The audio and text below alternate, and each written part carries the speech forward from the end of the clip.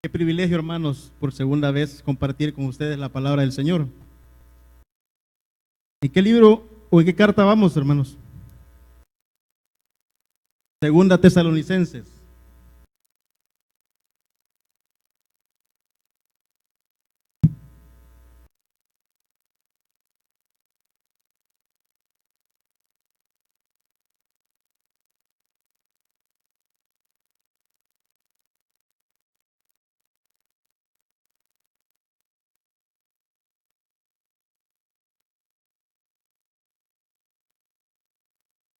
La segunda carta a los tesalonicenses, hermanos, es una respuesta a las situaciones que estaba viviendo la comunidad. En todo tiempo, hermanos, hay persecución, hay sufrimiento. La primera carta de Tesalonicenses, como lo vimos la semana pasada, el pastor nos enseñaba cuáles eran los elementos que generaban fe en la comunidad y las situaciones que se estaban dando en torno a la venida del Señor. ¿Se recuerdan, hermanos? Habló de una parte bien importante, no sé si quedó claro o generó más confusión en nosotros, ya que en nuestra latitud, en nuestro entorno, se ha hablado mucho del arrebatamiento de la iglesia. Entonces, al parecer, en la iglesia de Tesalónica se dio el mismo problema, se generó confusión. Y quizás hubieron más preguntas. Y Pablo envió en primera de Tesalonicenses a investigar a Timoteo sobre la situación de la comunidad en ese momento. Envió una carta especificando las situaciones por las cuales ellos estaban en una confusión. En primer lugar estaba la parte sufrimiento de la comunidad y luego la llamada parucía o la venida del Señor. Ahora, hermanos, para introducirnos en la segunda carta, vamos a comprender cuál es la situación de la comunidad en el momento que se escribe la segunda carta. Ya ha pasado algún tiempo y se están dando ciertas cosas que son preocupación del apóstol. Antes que nada,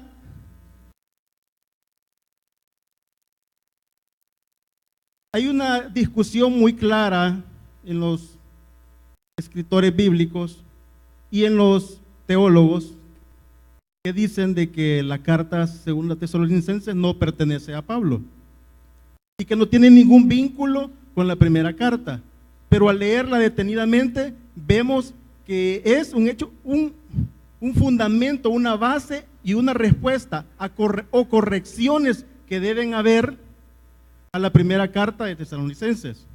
¿Por qué? Porque la comunidad ha caído, ha perdido la esperanza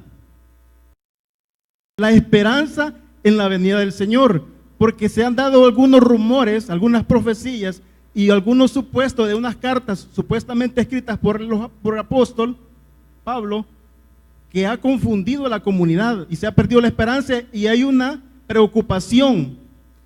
En base a esa hay una respuesta, una carta, una segunda carta del apóstol a la comunidad de Tesalónica.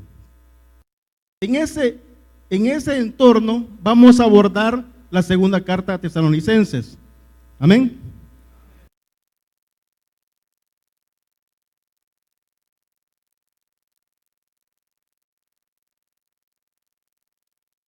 Pongámoslos de pie, hermanos, vamos a leer. Capítulo 1, versículo 3. Hermanos, ¿lo tenemos, hermanos?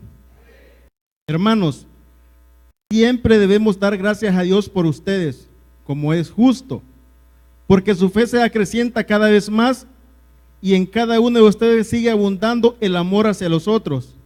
Así que nos sentimos orgullosos de ustedes ante las iglesias de Dios por la perseverancia y la fe que muestran al soportar todas las persecuciones y sufrimientos. Ese es el primer, amén, hermanos, oremos. Bendito Dios, te pedimos, Señor, que en este momento nos consueles, Padre, nos fortalezcas y acrecientes nuestra fe, Señor, porque tu palabra, Señor, eso es lo que trae a nuestras vidas paz, gozo, amor. Te lo pedimos todo en el nombre de Jesús.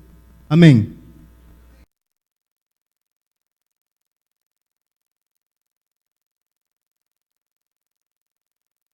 Los elementos que van a acrecentar la fe y la perseverancia en la comunidad de Tesalónica es la persecución.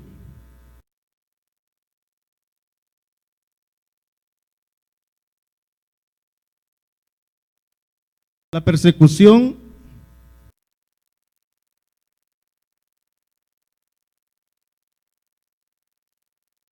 y el sufrimiento. Eso es lo que está viviendo la comunidad de Tesalónica, la persecución. La carta de Pablo no especifica porque es conocedor de las situaciones que se están dando en la comunidad. Hay persecución y hay sufrimiento. Pero él se gloría y dice que se enorgullece porque esas situaciones en la comunidad han acrecentado la fe y persisten en el amor de Dios. Hermanos, como lo mencionaba nuestro hermano, actualmente también se está viviendo la persecución.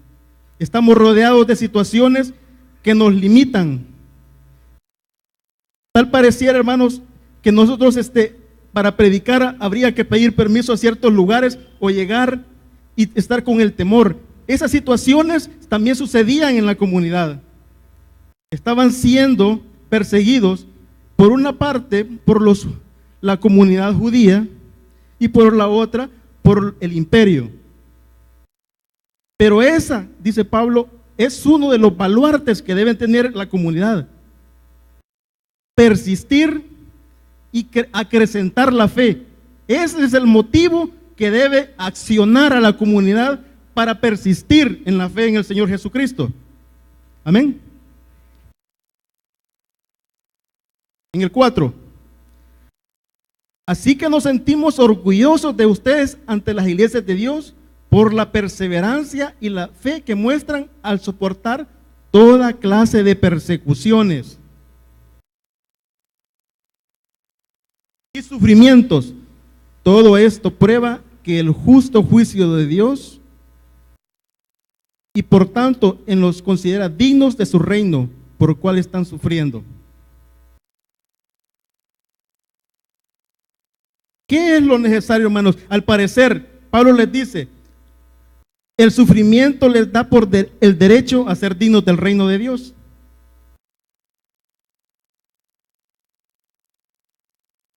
Cuando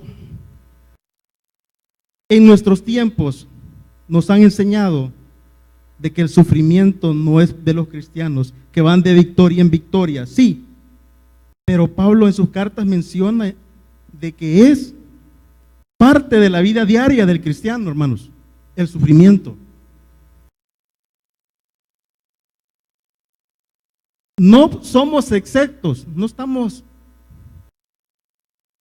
en una situación de decir que vamos de victoria en victoria, no, hermanos. Los padecimientos que vamos sufriendo a causa de la proclamación del evangelio se dan porque a alguien no le gusta, al enemigo no le gusta. Eso provoca sufrimiento y persecución. Pero ¿qué es el mensaje de Pablo?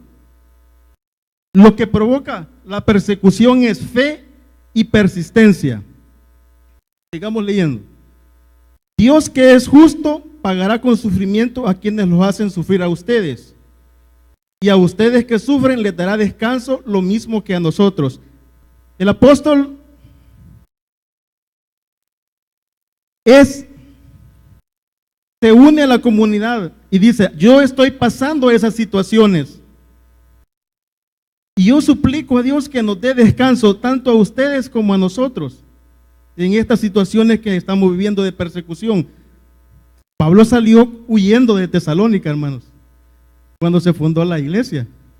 Ese tipo de sufrimiento, ese tipo de persecuciones, dice, le pido a Dios que nos dé descanso. Amén.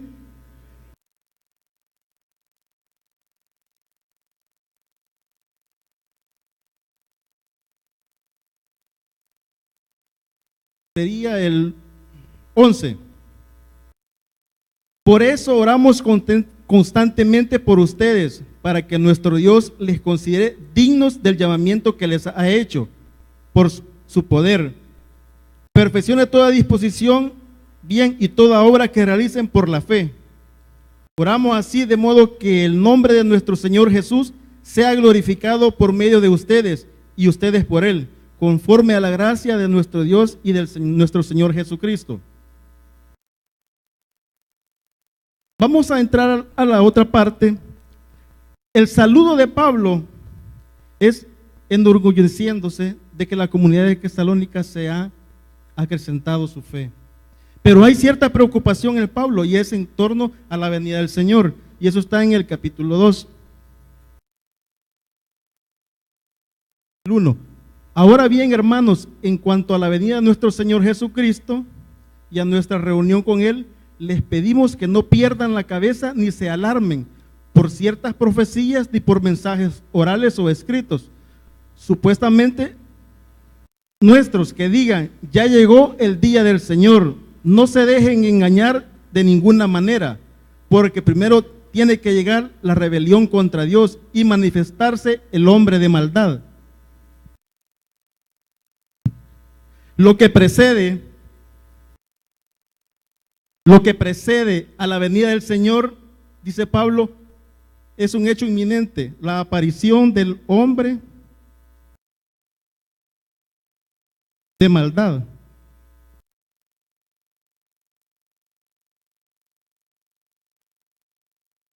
Eso es lo que precede a la venida del Señor.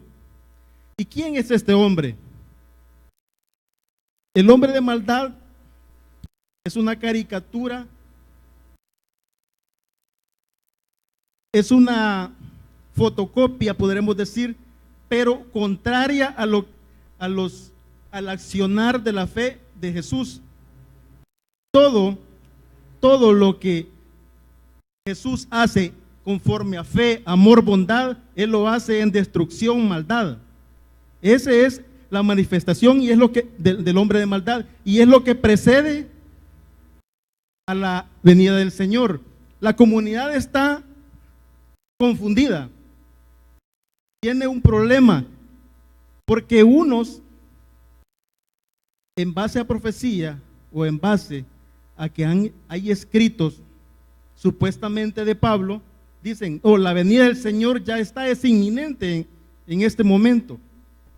Entonces, se han dedicado a hacer ciertas situaciones, como lo menciona en el capítulo 3, de que han dejado de trabajar. Esas situaciones para el apóstol es preocupante. Y les dice, no, como les dije, si vamos a ir más abajo, como les dije, veamos, ¿no recuerdan que ya les hablé, en el 5, no recuerdan que ya les hablaba esto cuando estaba con ustedes? Bien saben que hay algo que detiene al hombre a fin de que él se manifieste a su debido tiempo. Pablo, de una forma oral, les había especificado cuándo iba a ser esa situación, cuándo se iba a manifestar el hombre de maldad. Pero en base a la confusión que se da cuando a ciertos escritos que se han tomado como que Pablo los ha enviado, y por profecías, como dice, supuestamente en el Espíritu han dicho, no, el día del Señor es ahora. Esa problemática, si en 1 Tesalonicenses la preocupación de la venida del Señor era por los muertos, ahora son los vivos, por los vivos que están preocupados. Y dicen, ¿cuándo va a ser el día del Señor? Pablo se encarga de explicarles eso. El texto no lo menciona, pero dice, como les hablé cuando él estaba presente de una manera oral, él explicándole a la congregación dice, ¿cuándo iba a ser ese día? Pero, me van siguiendo, hermanos. ¿Ven? Pero esa situación ha causado, como les decía, una confusión. ¿Qué es lo que va a suceder?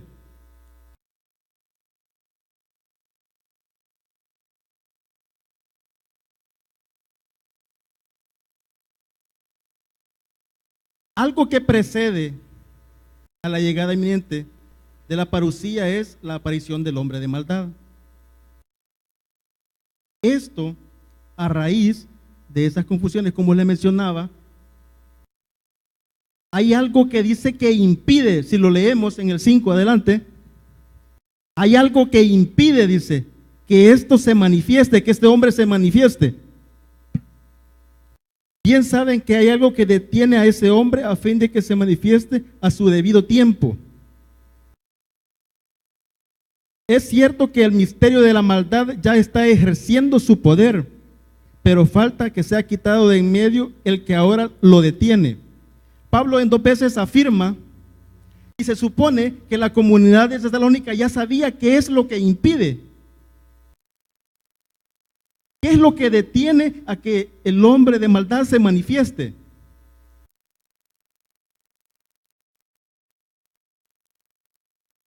Unos aseveran, Agustín en una de en la Suma Teológica dice, no es muy claro, dice, no sé realmente, dice, qué quiere decir el apóstol con esto, dice. Eso es uno de los padres de la iglesia. En nuestra actualidad se ha dado una situación en cuanto al rapto. Dice que es lo que lo detiene, y se dice, la iglesia lo detiene, dice. Pero en realidad, ¿qué es lo que impide que se manifieste esto? Nosotros consideramos, hermanos, que la predicación del evangelio es lo que está deteniendo ese accionar, el que ese hombre se manifieste.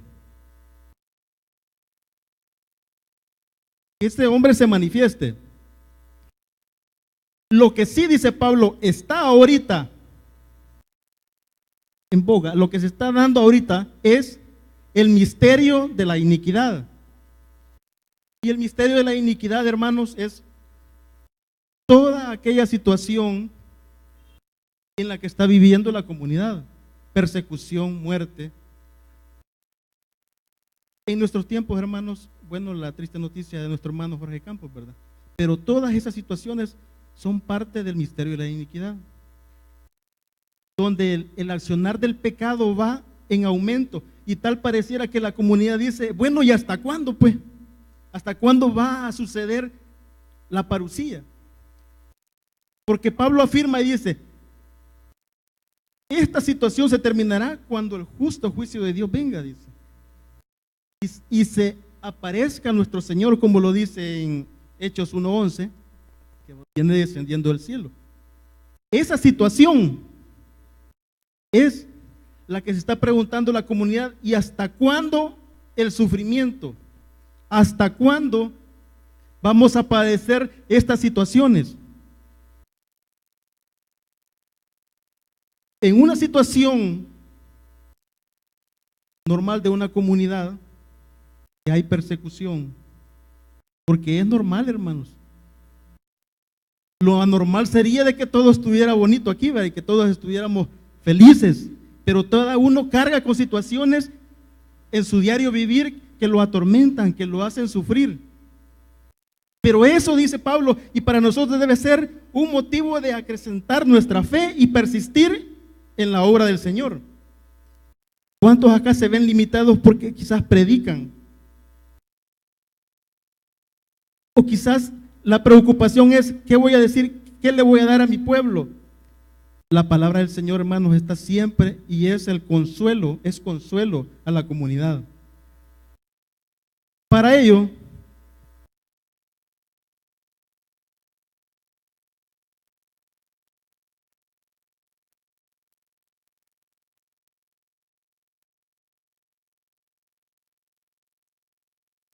la comunidad debe vivir, dice, bajo esos lineamientos. Esperar la gloriosa venida del Señor es una esperanza que debe mantenernos firmes en la fe en nuestro Señor, porque Él va a venir, hermanos. Y esa es la respuesta a la justicia que se hará por todas esas situaciones que nosotros vivimos.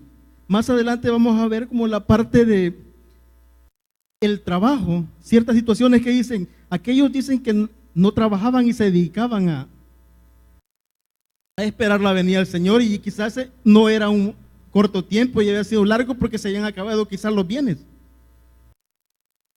Y ya estaban viviendo de lo que la congregación les daba. Eso, hermanos. Pero ¿qué en nuestro tiempo cuando no tenemos trabajo y pasamos hambre?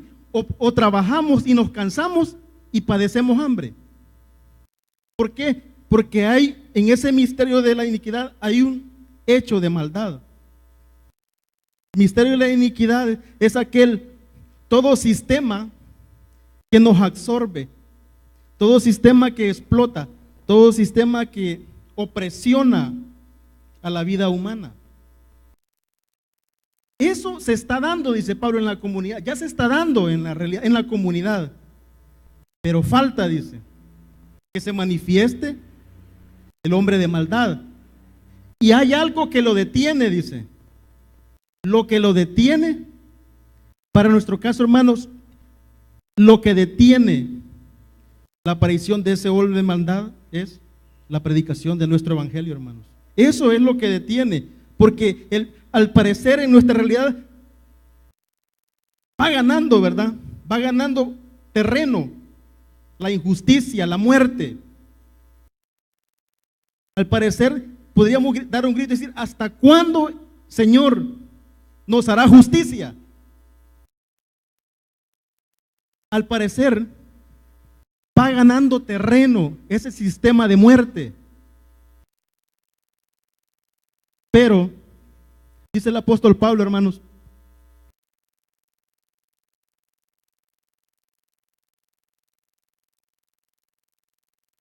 ya no miro, hermanos, en el versículo 10, del 9, hermanos, el malvado vendrá por obra de Satanás con toda clase de milagros y señales y prodigios falsos. Con toda perversidad engañará a los que se pierden por haberse negado a amar la verdad y así ser salvos. Eso, hermanos. Por eso esa situación, porque hay ciertas personas, tiene adeptos, este sistema tiene adeptos que deben adherirse a este sistema de muerte. Por eso. Entonces, ¿cómo será esta situación en el 11? Por eso Dios permite, por el poder del engaño, crean en la mentira y así serán condenados todos los que no creyeron en la verdad, sino que se deleitaron en el mal. Esta es la recompensa a todos aquellos adeptos, aquellos que se adhieren a este sistema de muerte. Pero, gloria a Dios, hermanos, por el versículo 8. Entonces dice aquel, en el B, a quien el Señor Jesús derrocará con el soplo de su boca y destruirá con él el esplendor de su venida. Vamos a aclarar 3 puntos fundamentales en lo que estamos hablando. El misterio de la iniquidad que se está dando en nuestro tiempo y en la comunidad de Tesalónica, que puede ser un sistema, puede ser un grupo de personas, el misterio de la iniquidad, que provocan muerte, que provocan opresión, explotación. 2, la aparición del hombre de maldad, que viene precedido por el misterio de la iniquidad. Y dice Pablo que no, esto es efímero. Cuando este hombre aparezca, solo va a ser, en ese momento se va a dar la venida del Señor. allí se dará la parucía. Y dice de que con el soplo de su boca, imagínense, hermanos, ese hombre que engañará, ese hombre que hará milagros, que hará todo, imitará todo lo que hizo nuestro Señor Jesús, todo eso lo hará Él. Pero dice que con el soplo de su boca, con el soplo de su boca, tan insignificante es ante la presencia del Señor y efímera su presencia, que al nomás aparezca este hombre, la venida del Señor será inminente. Pablo alienta a la comunidad de hermanos en este texto y dice: no tiene por qué preocuparse por la venida del Señor. Más bien la preocupación, dice más adelante, debe ser la prédica del Evangelio. Esa debe ser, en eso debemos enfocarnos, en la oración, dice, para que el Evangelio se propague, dice, así como fue propagado en Tesalónica, dice, así se propague, dice, por todas las otras ciudades.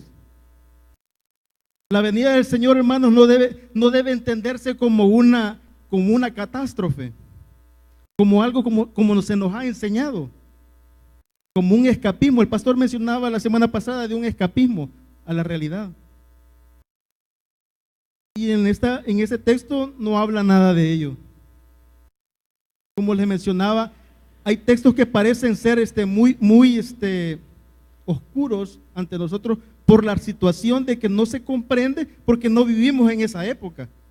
Pero yo no sé si ustedes leyeron una carta de Paolo Luers a la ciudad de Valle del Sol, a la colonia de Valle del Sol, donde menciona la situación que se está dando, donde la iglesia de Betania dice que ha entrado la fuerza del Evangelio, dice. En ese lugar de muerte, dice, hoy, dice, se predica, dice. En esas islas de predicación que la iglesia tiene, allí dice, se ve, dice, la fuerza del Evangelio y del reino, dice. Y que otras comunidades quieren tomar ese ejemplo.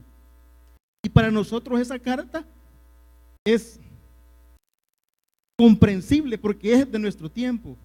Pero para comprender la comunidad de Tesalónica es necesario investigar un poco más. Pero no es aquello de que estamos llenos, va a venir el Señor y va a destruir la tierra y que se va la iglesia y se queda la tribulación. No, hermanos, no dice nada de eso. El texto nos dice de que se manifestará el hombre de maldad y en ese momento el Señor regresa. Como lo decía, si busquemos Hechos 1:11, hermano.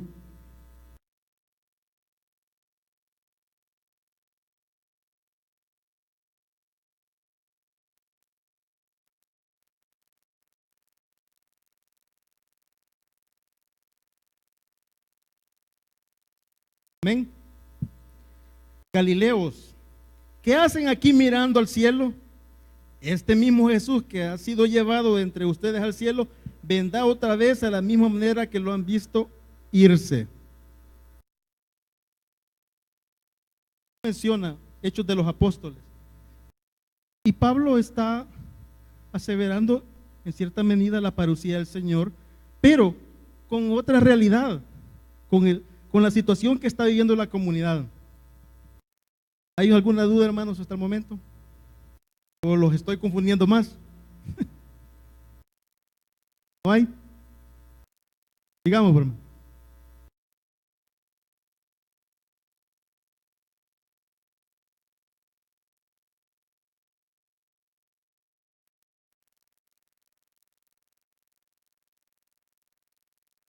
El 13, siempre del 2. Nosotros, en cambio, siempre debemos dar gracias a Dios por ustedes, hermanos amados, por el Señor, porque desde el principio Dios los escogió para ser salvos mediante la obra santificadora del Espíritu y la fe que tienen en la verdad. Pablo les dice, no se preocupen por la inminente venida del Señor. ¿Qué dice el texto, hermano? Porque desde el principio Dios los escogió, dice. O sea, las situaciones aquellas donde aquellos que van a estar ahí y que se van a perder, aquellos que van a ser separados de la gloria del Señor, es por una causa, porque se adherieron y no creyeron a la palabra. Pero nosotros, dice, que hemos creído, somos salvos, dice. Así dice, hermano, el texto. 14. Para esto Dios lo llamó por nuestro evangelio, a fin de que tengan parte en la gloria de nuestro Señor Jesucristo. Así que, hermanos, sigan firmes y manténganse fieles a las enseñanzas que oralmente o por carta hemos transmitido. Que nuestro Señor Jesucristo mismo y Dios nuestro Padre, que nos amó y por su gracia nos dio consuelo eterno y una buena esperanza, los anime y los fortalezca en el corazón, para que tanto en palabra como en obra hagan todo lo que sea bueno. Ese debe ser el resultado, hermanos. El comportamiento que provoca la persistencia en la fe provoca el hacer lo bueno. El sufrimiento, hermanos, que podamos tener, provoca en nosotros fe y acrecienta persistencia y perseverar en la obra del Señor y en hacer lo bueno. Amén. El 3. Por último, hermanos, oren por nosotros para que el mensaje del Señor se difunda rápidamente y se le reciba con honor, tal como sucedió entre ustedes. Oren además para que seamos librados de personas perversas y malvadas, porque no todos tienen fe. Ahí donde usted, hermano, predica, no todos creen, hermano. Unos se van a burlar de usted. Unos van a decir, no, hombre, si esto no creen. No comparten las situaciones. La llegada del reino, hermanos, es como una semilla de mostaza, dice, pequeña, pero que provoca, se vuelve un árbol grande. Eso que le dicen a ustedes, hermanos, miren, pasan situaciones donde uno comenta, uno comparte la palabra y le dice, no, hombre, si vos estás loco, yo no creo.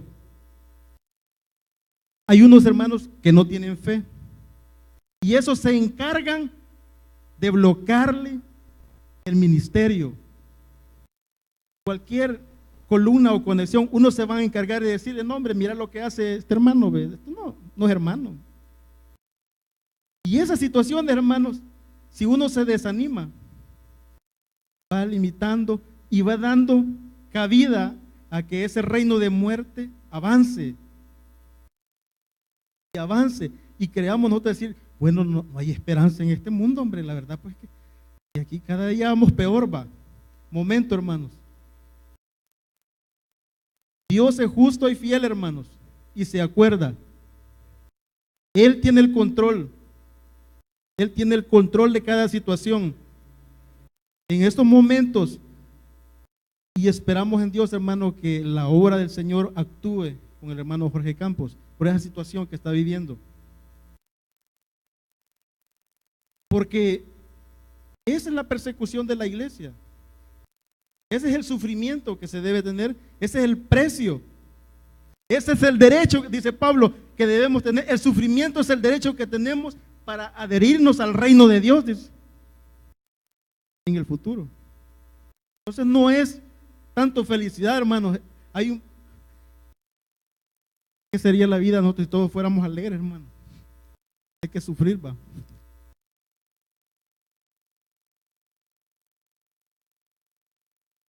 La preocupación debe ser que el evangelio se propague. La oración debe ser que el evangelio crezca en las comunidades. Como Pablo Lourdes mencionaba, decía, ¿no? Conocía la comunidad del Valle del Sol, ni la había oído mentar, dice. Pero aquí hay personas, dice, como la iglesia Betania y otras personas de la comunidad que se preocupan, dice, por ensanchar el reino. Ese debe ser nuestro trabajo, hermanos. Luego en el 6 viene lo bonito, ¿va? Hermanos, en el nombre del Señor Jesucristo les ordenamos que se aparten de todo hermano que esté viviendo como un vago, no según las enseñanzas recibidas.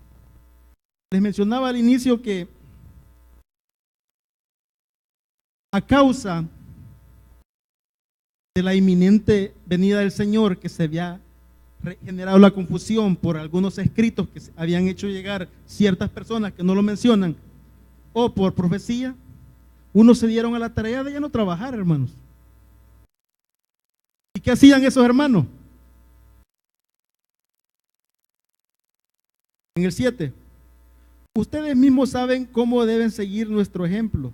Nosotros no vivimos como ociosos entre ustedes, ni comimos el pan de nadie sin pagarlo. Al contrario, de día y noche trabajamos arduamente y sin descanso para no ser una carga a ninguno de ustedes. En una comunidad, en una sociedad donde hay esclavos, el punto élite era la máxima en la sociedad era aquellos que no trabajaban, sino que tenían otros acá a cargo, que les hacían todo, eran los esclavos. Y Pablo está cuestionando esa situación, porque se está dando ya dentro de la iglesia. Unos no trabajan, unos no trabajan, sino que están a expensas de los otros. Ahí vienen ciertos grupos quizás de nivel alto, tenían posibilidades, que no trabajaban, y los hermanos, los que eran esclavos, ellos hacían las cosas para ellos. ¿Y qué pasa con eso? Pablo cuestiona duramente y les dice, no, eso no es así. Miren mi ejemplo, les dice, que yo tuve que trabajar arduamente para ganarme el pan diario. Pablo asumió esa situación para dar un ejemplo a esa comunidad donde el esclavismo era una cosa normal, que ya en la comunidad de cristianos ya no debe ser así, sino que todos en comunidad. Por eso se habla de comunidad, porque sus bienes son en común. Ya no se debe dar aquello de que el hombre esté, que yo descanso y mi hermano allá en Cristo está trabajando, va para mí. Se dan ciertas situaciones, hermano, hoy en día todavía.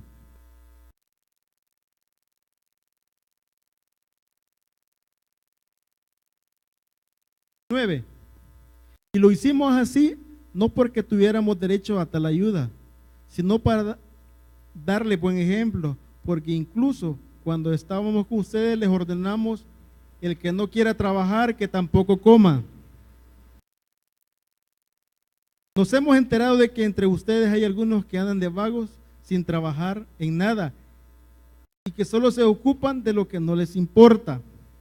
Hermano, está bien que no trabajara, ¿va?, pero que predicara el evangelio, ¿va?, pero que predique el evangelio, pero dice de que están interesados en cosas que no les importa. Tomar el ejemplo, hermano, veamos Marcos 10:42 para ver qué dijo Jesús en torno a esto.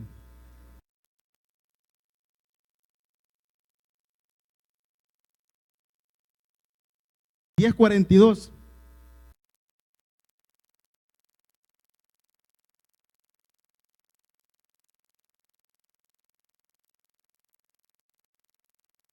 Así que Jesús los llamó y les dijo: como ustedes saben, los que consideran jefes de las naciones oprimen a los súbditos y los altos oficiales abusan de su autoridad. Pero entre ustedes no debe ser así. Al contrario, el que quiera hacerse grande entre ustedes deberá ser un servidor. Y el que quiera ser el primero deberá ser esclavo de todos. Porque ni aún el Hijo del Hombre vino para que le sirvan, sino para servir y para dar su vida en rescate por muchos. Amén. Ese es el ejemplo que Pablo muestra. Veamos Filipenses, hermanos, 2:5.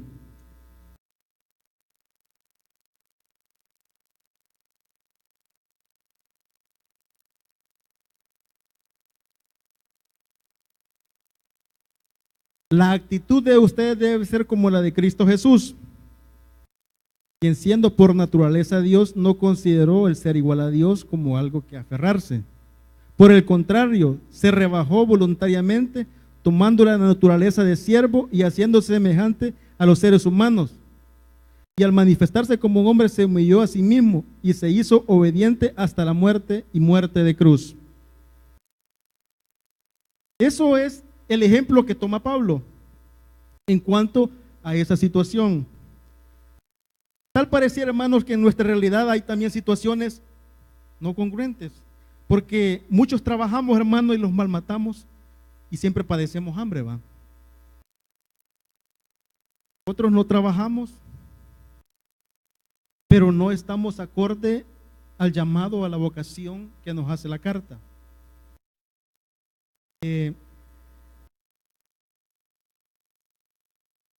El trabajo, hermanos, debe ir acorde a la situación en nuestra vida. ¿Con qué se va a impulsar el reino de Dios? Por eso es que no se piden las ofrendas, al final se van a pedir las ofrendas. Porque es necesario, hermanos, si no trabajamos, al menos Dios ha proveído para satisfacer nuestras necesidades. Y eso es un agradecimiento. Amén. Ok.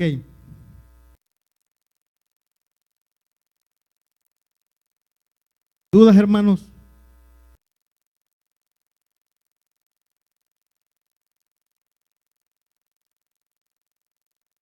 El 14. Si alguno no obedece las instrucciones que le damos en esta carta, denúncielo públicamente y no se relacionen con él para que se avergüence. Sin embargo, no le tengan por enemigo, sino amonéstenlo como hermano. Si usted, hermano, ve a la par y dígale, mire, está trabajando, ¿no? Amonéstelo. Pero ámelo en el amor de Cristo, hermano. En el 16. Que el Señor de paz les conceda su paz siempre en todas las circunstancias. El Señor sea con todos ustedes. Hermanos, algo tan entrañable en nuestros días es la paz. No hay paz, hermanos. ¿Cuántos muertos hay? ¿Por qué? Porque el misterio de la iniquidad está ejerciendo su poder. Pero tenemos una esperanza, hermanos. El Señor destruirá, dice, todo ese sistema con el poder del soplo de su boca. Amén, hermanos. Pongámoslo de pie, hermanos.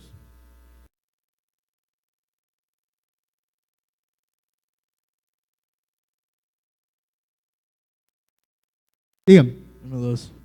Hermano, usted dijo al principio que según Pablo,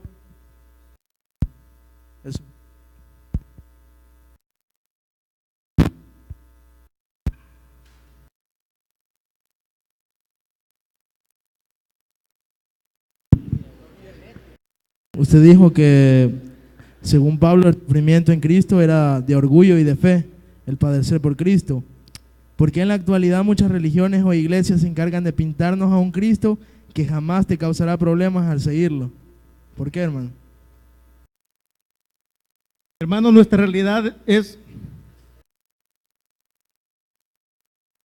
contraria en ciertas situaciones. En nuestra actualidad se predica un evangelio light, donde lo interesante es que usted se congregue, pero se desatienda completamente de su realidad. Entonces, si usted vive encerrado, encajonado en la iglesia, usted no va a padecer situaciones. Si usted no lo mandan a predicar en ciertos lugares donde hay muerte, usted no va a tener ese tipo de situaciones. Entonces, este tipo de evangelio, hermanos, debe ser contraproducente a la obra del Señor.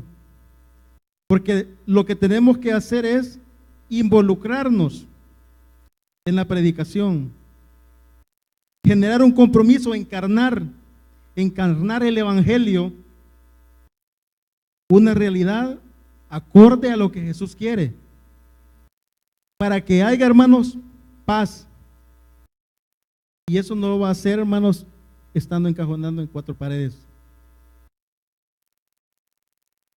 ¿Alguna otra pregunta, hermano?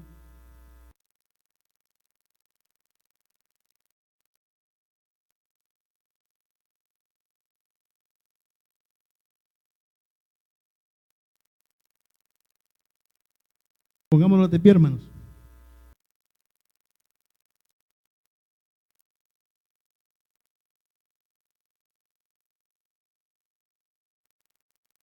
Amén.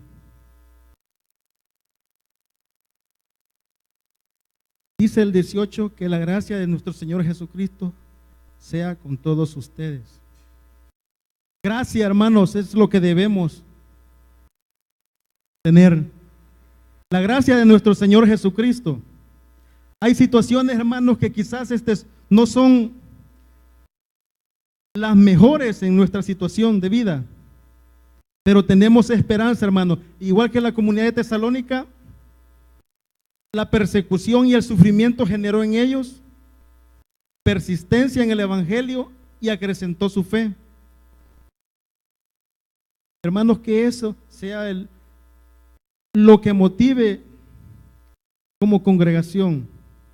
Vamos a pasar situaciones quizás en la predicación de la palabra, pero eso debe motivarlos a acrecentar nuestra fe y a perseverar en la obra del Señor. Oremos, hermanos.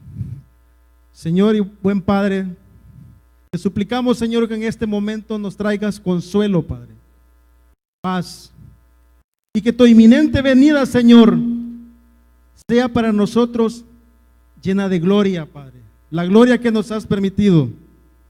Esa gloria, Señor, que nos prometiste, Padre. Eso, Padre bendito, te lo pedimos, Padre, en este momento, Padre. Te pedimos, Señor, por nuestro hermano Jorge Campos, Señor, en ese momento, en esta situación que está viviendo, Padre, te pedimos que tú lo arrebates, Señor, del enemigo, Padre, y que lo traigas y le des victoria, Padre. Te lo pedimos, Señor, en el poderoso nombre. En tu palabra mi fe descansará.